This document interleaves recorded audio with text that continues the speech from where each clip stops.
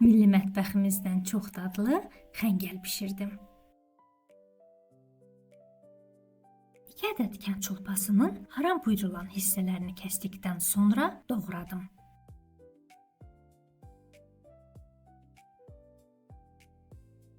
Axar suyun altında təmiz yuyub qazana yığdım. Üzərinə çıxacaq qədər su əlavə edib ocağın üzərinə yerləşdirdim. Qaynağa düşdükdə kəfini alıb sudan çıxardım.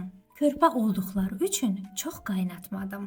Kiloqram yarım təzə soğandan istifadə etdim. Soğanları təmizlədikdən sonra 2 hissəyə bölüb yarım halqa şəklində doğradım.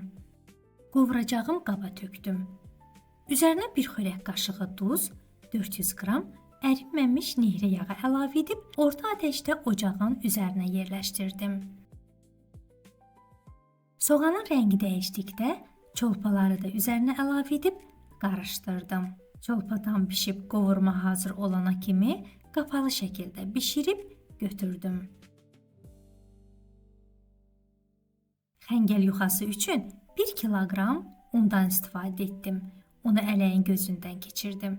Üzərinə yarım xörək qaşığı duz töküb qarışdırdım. Ortasını çökəldərək 1 ədəd yumurta və apardığı qədər ilıq su əlavə edib orta yumşaqlıqda xəmir yoğurdum. Yoğurduğum xəmiri kündələrə ayırdım. Kündələri unlayaraq yuxa açdım.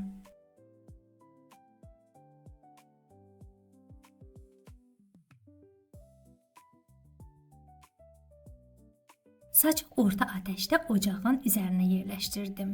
Sac tam isindikdə yuxaların hər iki tərəfini 3-4 saniyə olmaqla təpidib götürdüm.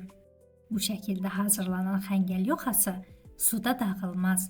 Qaba çəkdikdə nə yapışmaz, nə də xəmirləşməz. Yuxaları orta ölçüdə doğradım. Ocağın üzərinə qoyduğum qazandakı su qaynadıqda içərisinə 1 xörək qaşığı duz tökdüm. Ardından xəngəl yarpaqlarını töküb ara-sıra qarışdırıb rəngi ağarana kimi qaynatdım və süzdüm.